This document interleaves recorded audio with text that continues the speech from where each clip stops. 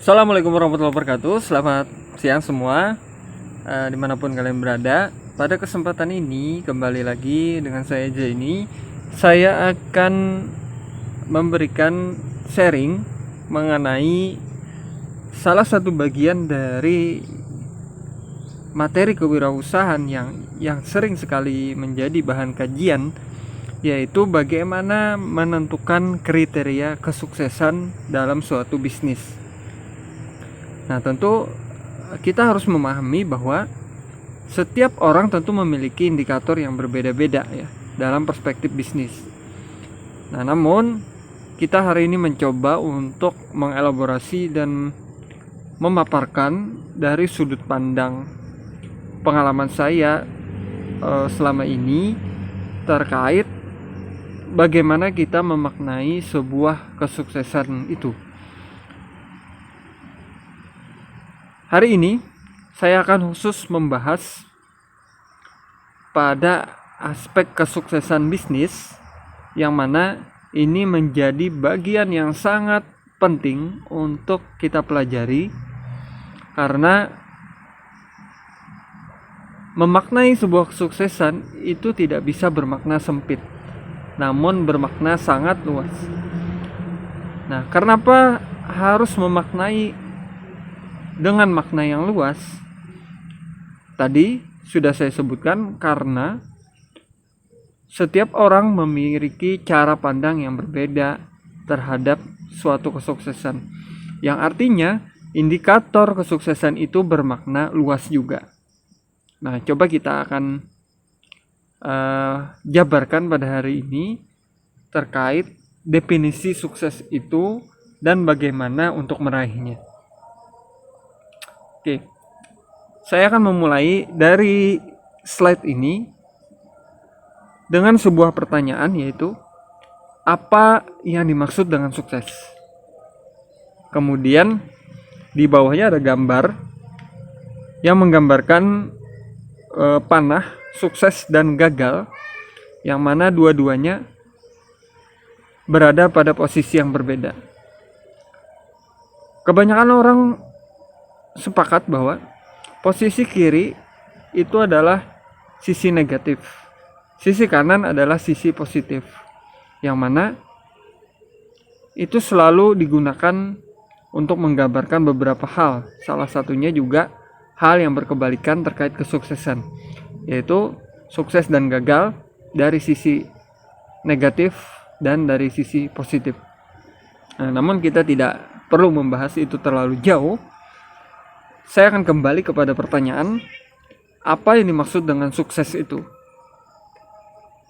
Nah, kalau saya tanya satu-satu, setiap orang yang saya temui, tentu kita akan menemukan definisi yang berbeda. Nah, kalau kita kerucutkan dari sisi bisnis, maka kita akan mendapatkan jawaban-jawaban yang juga berbeda. Satu, beberapa orang akan menjawab, ketika sukses dia sudah merdeka secara finansial. Artinya dia menghasilkan keuangan dari hasil bisnisnya dalam jumlah sekian sesuai dengan target yang ditetapkan. Kriteria pertama. Kemudian ada juga yang ditanya menjawab, saya sukses ketika saya sudah bisa berhasil mengangkat derajat orang-orang yang ada di lingkungan saya, termasuk para pekerja. Jadi mengangkat derajat yang dimaksudkan di sini adalah memerdekakan mereka dan keluarga mereka dari kemiskinan, misalnya. Nah, jadi ada yang berpandangan seperti itu, bahwa ketika dia sudah bisa mengangkat derajat orang lain, maka dia sudah merasa dirinya sukses. Nah, ini akan ditemukan ketika kita bicara pada orang-orang yang menjalankan social entrepreneurship atau entrepreneur kewirausahaan berbasis sosial. Nah, kemudian ada beberapa orang yang mungkin ditanya nantinya, mereka kemudian menjawab, saya sukses ketika saya sudah bisa memberikan kontribusi positif dengan lingkungan. Nah, jadi ada juga nanti orang-orang yang kemudian menjawab demikian. Kontribusi positif bisa dari berbagai hal ya. Contoh CSR perusahaan. Ketika dia sudah sukses, dia misalnya membuat program-program untuk peningkatan pendidikan, program-program untuk meningkatkan kesejahteraan masyarakat, dan program-program lainnya yang berdampak pada masyarakat. Nah, itu ada orang yang kemudian indikator kesuksesannya adalah ke arah sana. Nah, bagi saya ini sah-sah saja. Setiap orang memiliki pemahaman yang berbeda-beda dan kita tidak bisa menyetarakan satu sama lain. Maka ketika kita dihadapkan pada sebuah pertanyaan, kita sudah sukses atau belum, atau orang tersebut sudah sukses atau belum, maka kita tidak bisa menilai hanya dari sisi finansial. Karena belum tentu apa yang kita pikirkan itu sama dengan apa yang orang lain pikirkan. Begitu juga sebaliknya. Jadi, ketika kita dihadapkan pada sebuah pertanyaan itu, maka kita harus mengetahui dulu apa yang menjadi indikator kesuksesan orang tersebut, yang kemudian menjadi parameter-parameter yang harus dinilai apakah orang tersebut sudah sukses atau belum. Nah, jadi ini kritik dari saya ya kepada semua orang yang menilai bahwa seseorang sukses itu karena A, B, D, C, dan D dan seterusnya. Yang digeneralisir, saya tidak sepakat dengan makna itu. Karena sukses itu bermakna sangat luas. Kita harus melihat dari berbagai perspektif. Nah, kemudian definisi gagal sendiri adalah ketika mencari alasan untuk berhenti terhadap apa yang sudah dilakukannya. Jadi orang gagal itu kecenderungannya demikian. Dan sebaliknya, orang sukses adalah orang yang berhenti mencari alasan atas segala kegagalan yang sudah didapatkannya. Orang sukses memiliki pandangan yang jauh ke depan, memiliki perspektif yang berbeda dengan orang-orang yang gagal, yang selalu memikirkan kegagalan-kegagalan yang dihadapinya. Nah, maka kita harus memaknai sebuah kegagalan dari sisi alasan. Contoh yang pertama adalah persepsi dan konsep diri yang salah. Jadi dia menilai dirinya selalu gagal, selalu lemah, selalu tidak mampu menjalankan segala sesuatu. Kemudian rendahnya jiwa, sikap, dan semangat kewirausahaan. Nah, ini juga menjadi permasalahan ketika orang memulai suatu usaha. Hal yang mendasar yang harus dimiliki adalah semangat wirausaha. Finansial itu adalah aspek yang kesekian kalinya ya teman-teman. Karena finansial akan didapatkan ketika kita sudah memiliki semangat dalam berwirausaha. Dengan modal sekecil mungkin kita sudah bisa menjalankan suatu usaha seminimal mungkin. Yang penting semangatnya ada. Orang dengan finansial yang banyak belum tentu memiliki semangat yang sama dan belum tentu akan berhasil dalam menjalani usaha tersebut. Nah, maka kita harus paham bahwa semangat itu menjadi hal yang penting. Rendahnya implementasi keterampilan wirausaha. Kemudian takut mengambil keputusan dan risiko. Nah, ini juga menjadi permasalahan yang mendasar. Seorang pengusaha sukses, umumnya mereka adalah berani mengambil risiko, berani mengambil segala konsekuensi yang ada dengan pertimbangan-pertimbangan tertentu. Walaupun kedepannya ketika keputusannya itu salah, dia akan gagal. Nah, itu menjadi hal yang biasa dialami oleh seorang pengusaha. Nah, oke. Pertanyaannya adalah kemudian, mengapa kegagalan itu baik menjadi indikator atau penentu kesuksesan ke depannya?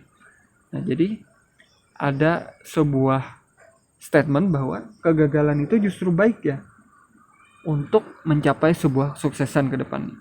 Nah, hal ini terkait dengan setiap kesuksesan itu memiliki cerita, yang mana cerita itu merupakan sebuah kegagalan yang besar.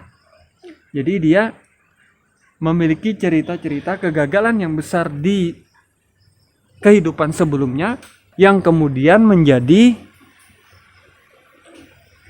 landasan, menjadi bahan evaluasi, introspeksi diri yang menjadi dasar di kemudian hari untuk melakukan sebuah kegiatan yang berpotensi besar terhadap sebuah kesuksesan itu sendiri.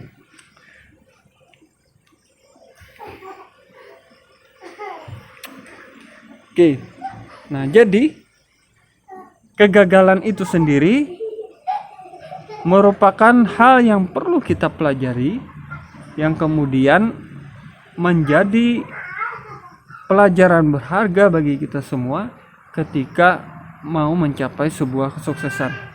Nah, setiap orang akan berpikir seseorang yang dilihatnya mencapai sebuah kesuksesan itu sangat mudah melalui jalur ini, atau mencapai sebuah kegagalan juga sangat mudah.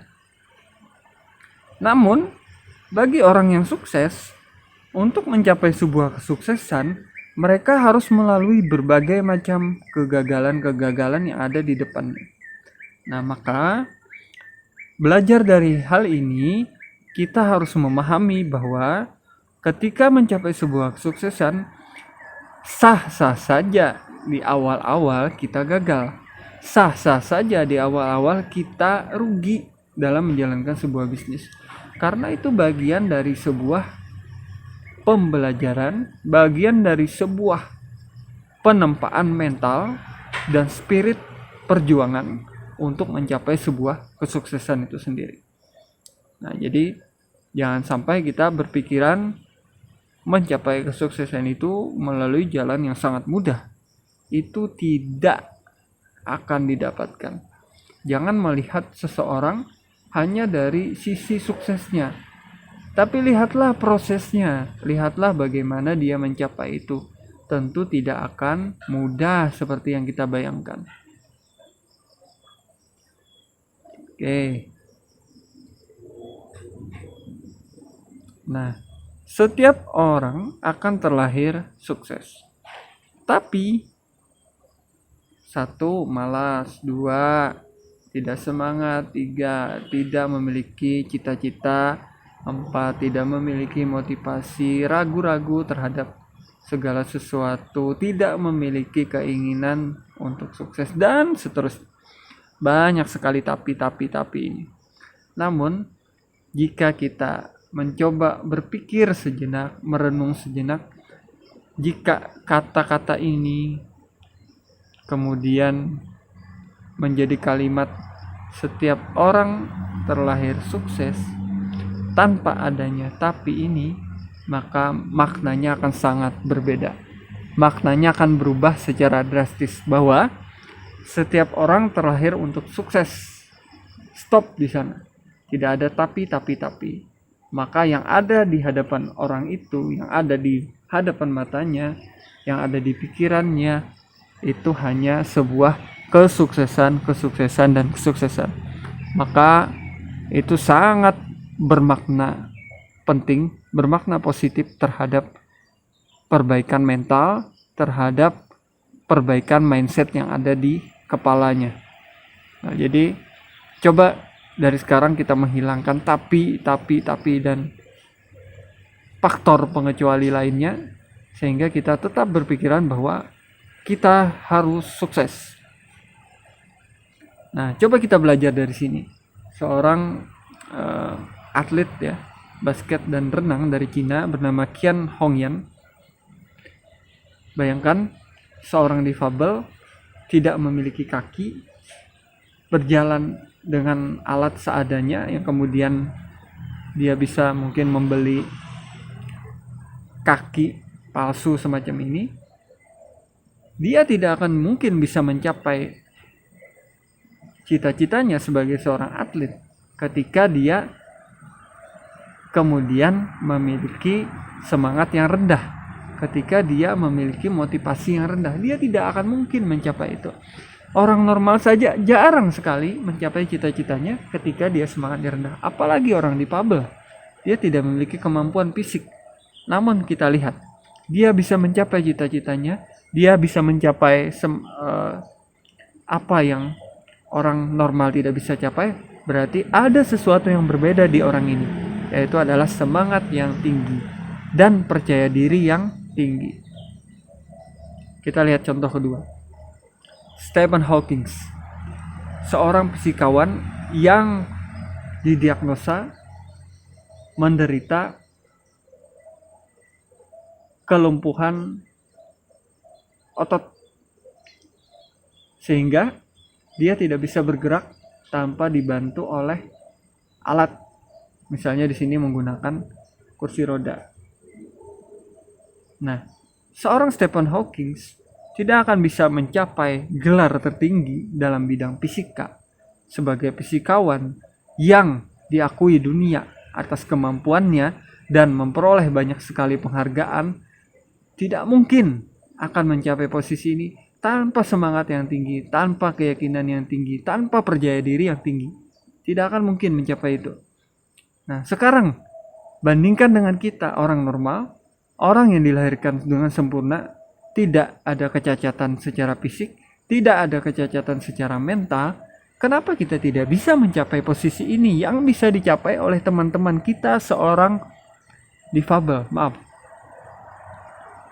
Nah, ini menjadi pertanyaan besar di benak kita semua. Kenapa ini bisa terjadi? Apa yang salah di diri kita? Nah, ini pertanyaan yang harus kita jawab sama-sama.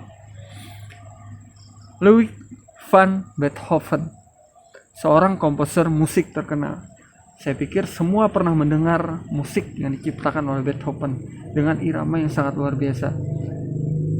Namun belakangan baru disadari bahwa seorang Beethoven adalah seorang tunarungu.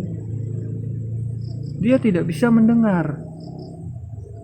Sehingga bagaimana bisa seorang yang tidak bisa mendengar ini kemudian dia bisa membuat dan menciptakan tangga-tangga nada yang memiliki irama yang sangat luar biasa dan bahkan didengarkan di seluruh dunia. Bagaimana bisa?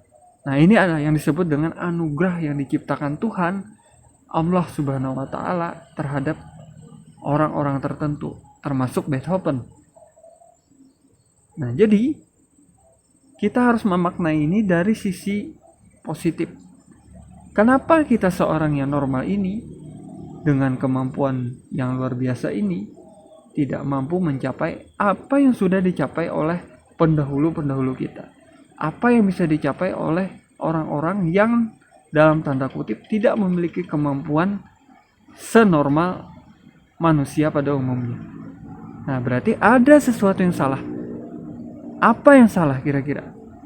Mari kita inventarisir. 1, pasti kita malas. Pasti kita tidak semangat.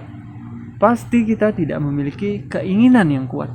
Pasti kita tidak memiliki percaya diri yang kuat. Kalau saya rinci, tentu akan banyak sekali. Nah, ini PR kita bersama. Rinci apa kelemahan-kelemahan masing-masing yang kemudian menjadi batu sandungan mengapa kita tidak berhasil sampai saat ini.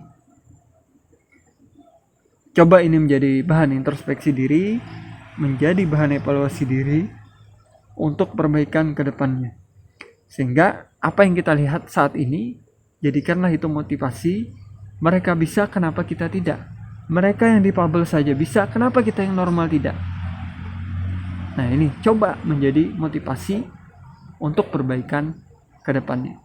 Dari sisi bisnis tentu kita harus melihat ini menjadi sebuah pecutan semangat untuk tetap berusaha semaksimal mungkin, berikhtiar sesuai dengan syariat agama.